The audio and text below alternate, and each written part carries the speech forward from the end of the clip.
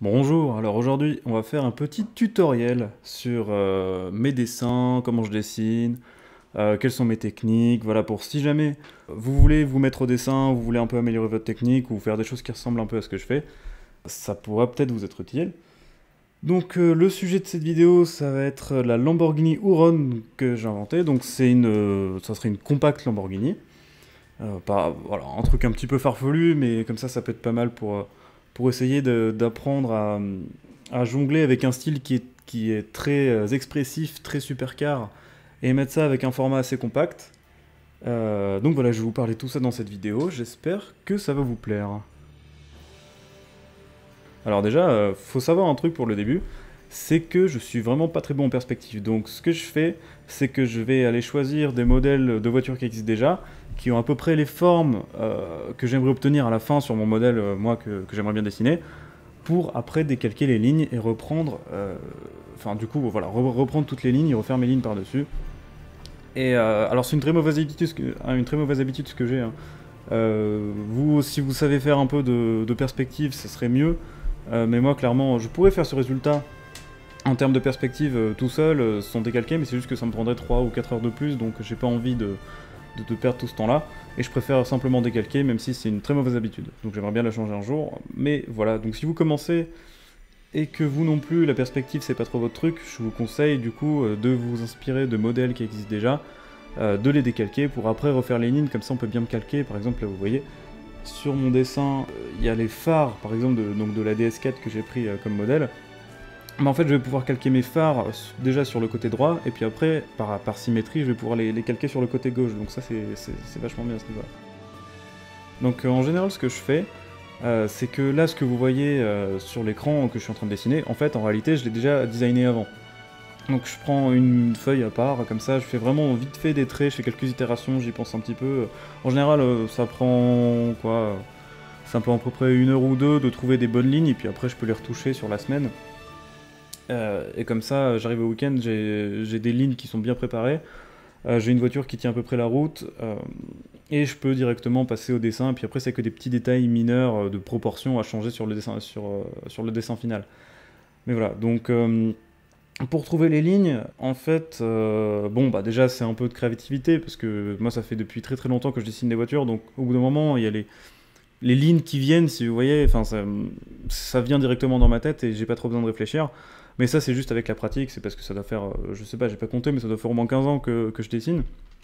Donc au bout d'un moment ça rentre.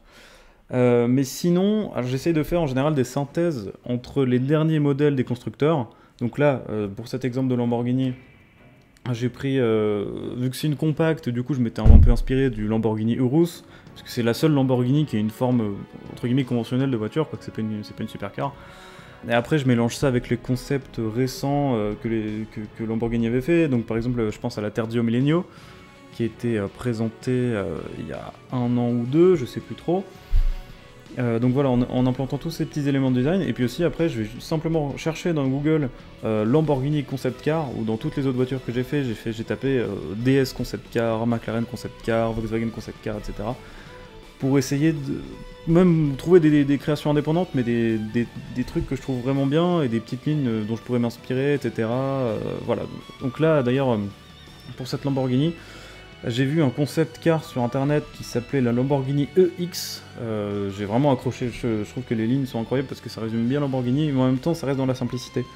Parce que moi il y a un truc que j'aime beaucoup dans le style, c'est les lignes simples en fait. J'aime pas trop cette tendance, heureusement qui est un peu en train de disparaître, mais qui était de multiplier les lignes purement, comment dire, purement graphiques, et qui n'apportait rien finalement aux proportions globales de la voiture. J'aime bien quand les lignes sont bien pesées, que les lignes sont symétriques, etc. Donc là, vous pouvez voir d'ailleurs.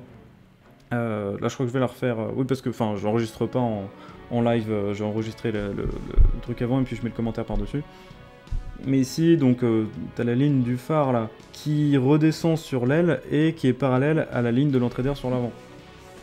Donc, bon, si vous voulez dessiner un peu des voitures, je peux vous donner un petit peu mes petits tips. Enfin, si vous aimez ce que je fais, hein, parce que on peut trouver que c'est nul aussi. Des fois, il y a des dessins que je fais qui sont pas terribles. Mais voilà, donc c'est toujours le parallélisme des lignes, c'est vachement important. En fait, il faut toujours que les lignes se parlent d'un bout à l'autre de la voiture. Donc quand vous avez une ligne quelque part, Sauf exception, mais en général, il faut toujours qu'elles se rejoignent, qu'à un moment on voit quelque chose qui se raccroche à la ligne que vous avez fait. Bon, alors là, je vais passer un point d'avance rapide comme ça, parce que pour l'instant, c'est juste, voilà, c'est juste pour l'instant faire toutes les lignes de la voiture au critérium, et on passera sur les coloris après. Je vais avancer. Ah oui, aussi, ce qui est important, c'est que quand vous faites les traits de carrosserie, c'est bien de mettre un trait au milieu, histoire de bien proportionner les deux côtés, d'être sûr d'avoir une symétrie à peu près correcte. Et surtout, n'hésitez pas à reprendre plein de fois vos traits, hein. Si jamais vous sentez qu'il y a un trait qui vous titille et vous savez que c'est pas exactement ça, c'est pas grave, allez-y, gommez 10-15 fois s'il faut pour avoir la ligne qui va bien. Parce que c'est vachement important et ça fait la différence sur le rendu final. Moi d'ailleurs j'ai tendance aussi pareil à aller un peu vite là-dessus. Et des fois on se rend compte par exemple sur la Renault, le Renault Mirage que j'ai fait sur la vidéo juste avant, on voit que l'avant il y a un truc qui est un peu bizarre et j'aurais dû peut-être un peu plus travailler les lignes. Donc là pour les lignes du côté, j'ai décidé en fait de faire des lignes beaucoup plus douces et sages que les Lamborghini actuels. Parce que honnêtement je trouve que le style Lamborghini va vers un peu trop de brutalité à mon goût. Ça c'est juste une opinion personnelle, mais je préférais l'époque de la Gallardo, Murcielago, bon ça représente mon enfance aussi, Murcielago, Countach, etc. Je trouve que sur les dernières productions Lamborghini, même les concepts, bon la Targa Meligno était vraiment pas mal, mais sinon la Lamborghini Sian là, qui vient de sortir, je trouve qu'il y en a partout et ça me... je trouve que ça nuit un peu à la compréhension du design. Après c'est ce qu'ils veulent faire, donc... ceux qui choisissent, hein, bien sûr, mais je trouve que c'est un petit peu dommage.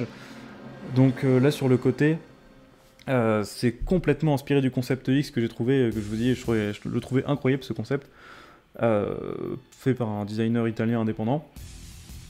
Donc voilà, j'ai repris ça.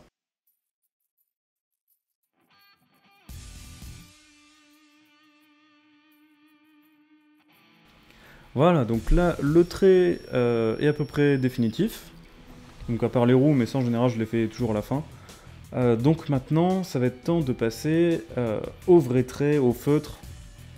Et alors moi ce que je fais, déjà, dans tous les dessins, la première chose que je fais c'est les phares.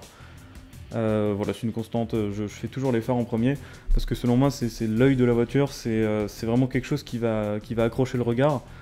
Et c'est sur les phares et sur le flanc avant, qu'il faut mettre sur l'aile avant, là, toute la partie droite de l'avant, enfin en gros ce qui est plus proche de notre vision sur la voiture. Parce que donc là, si cette voiture, on la voyait en vrai, si c'était une photo, on verrait bien que c'est donc le phare droit, l'entrée d'air droite et l'aile droite qui est vraiment le plus proche de l'objectif. Donc des petits traits noirs avec donc des feutres fins noirs. Moi en général je prends du 0,2 mm pour faire les traits comme ça. D'ailleurs je crois que je l'ai foiré celui-là. Non c'est bon. Voilà, donc du 0,2 avec donc dans les parties qui sont censées être des feux de jour qui sont toujours allumés, il faut les laisser blanches, faire aucun trait parce que sinon de toute façon qu'on fasse un trait même blanc à l'intérieur, même avec un stylo blanc, ça va assombrir l'ensemble, donc ça vraiment faut les laisser blanc pétant, blanc de la feuille de papier quoi. Et après, donc ça c'était les feux de jour, donc c'était un peu les feux d'agrément.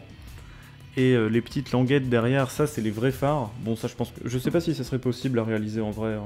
Je pense que ça serait illégal. Ça pourrait être tout au plus un concept car. Mais bon, c'est du dessin, donc YOLO. Hein. Et voilà, après je repasse donc toutes les surfaces un petit peu prononcées, en général avec un petit feutre noir.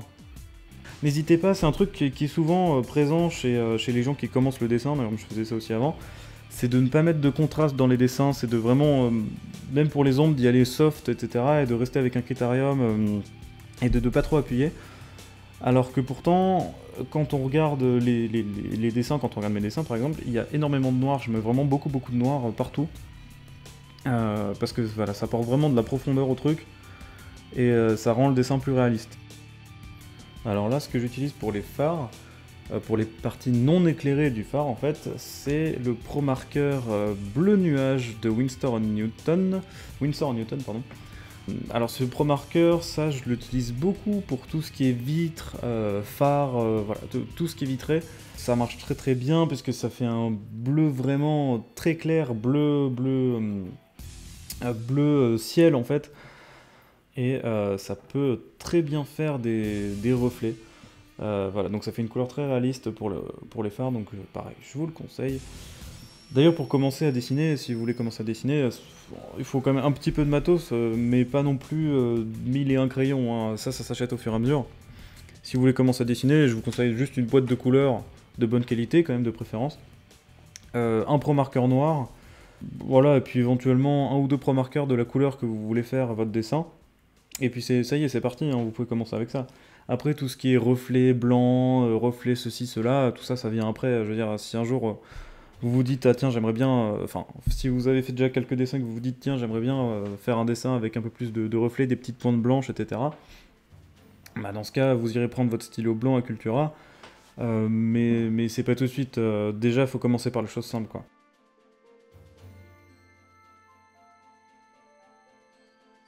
Alors, pour la couleur de cette voiture, j'ai décidé de partir sur du gris acier, gris glacier, ice grey, je crois, en anglais. Voilà, parce que je voulais une voiture un petit peu technologique, entre guillemets. Là, ça serait sûrement une voiture hybride ou électrique, le classique, hein. Donc du coup, je m'étais dit que du gris froid, ça irait bien avec ça. Et bon, c'est censé être un tutoriel, mais là, le début, je l'ai complètement foiré, vous allez voir ça. En fait, je voulais faire un dégradé de gris, mais le problème, c'est que j'ai testé un nouveau feutre qui était trop foncé, et j'ai pas réussi à faire vraiment un dégradé, donc ça fait un espèce de gros pâté.